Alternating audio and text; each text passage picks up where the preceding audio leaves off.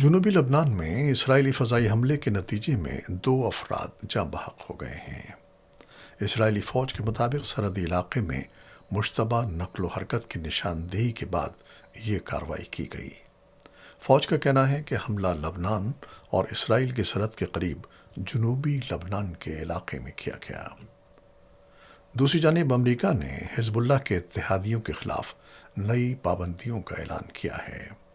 امریکی حکام کے مطابق پابندیوں کی زد میں آنے والے 9 افراد میں لبنانی سیاستدان، سیکیورٹی عہدیدار اور بیروت میں ایران کے نامزد سفیر بھی شامل ہیں۔